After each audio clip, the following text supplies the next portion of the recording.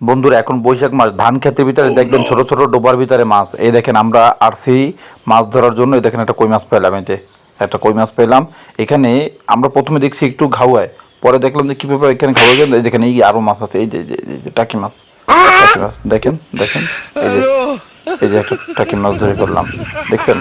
তো আসলে বিষয়টা হলো ধান খেতে আপনারা দেখবেন, ধান খেতে যেখানে ছোট ছোট ডোবা আছে এই ডোবার ভিতরে কিন্তু এখন প্রচুর মাছ পাওয়া যায়।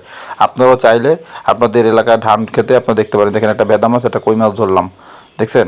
সো এখন আপনাদের বলবো আপনারা চাইলে এটা ধরতে পারেন। এটা ধান খেতের ভিতরে দেখেন কি পরিমাণ মাছ এই জায়গাটা থেকে আমরা পাই। দেখেন কই মাছ, দেখেন আর একটা কই, এই যে টাকি মাছ ধরলাম, দেখেন টাকি মাছ। এখানে প্রচুর মাছ আছে। মানে হঠাৎ করে দেখলাম যে এখানে ঘাওয়ায়, কি ব্যাপার ঘাওয়ায় কেন, পানি লড়ে কেন, পরে দেখলাম যে এখানে মাছ, পরে পানিটা খিঁচলাম, তারপরে দেখেন টাকি মাছ। এই দেখেন, দেখছেন আর একটা টাকি মাছ পেলাম। তো এই যে আর একটা পেয়েছি, দেখেন এই যে দেখেন উপরে ছুটে গেল। এই দেখেন, এই দেখছেন একটা টাকি মাছ।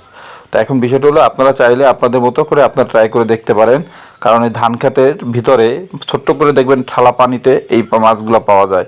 আপনারা চাইলে যত, এই দেখেন এই আরেকটা ধরলাম, এই যে এই দেখেন এই ও ছুটে গেল। এই যে দেখেন টাকি মাছ, দেখছেন কি পরিমাণ টাকি মাছ। এই ছোট্ট একটু জায়গার ভিতরে এই মাছগুলো ছোট্ট একটু, এটা চতুর্দিকে কিন্তু ধান, এই ধান ক্ষেতের মাঝখানে একটু ঠালা পানি ছিল, এই পানির ভিতরে কিন্তু এই মাছগুলো পেলাম আমরা। অনেকগুলো মাছ পেয়েছি এখানে, অনেকগুলা কই মাছ, ভেদা মাছ, টাকি মাছ।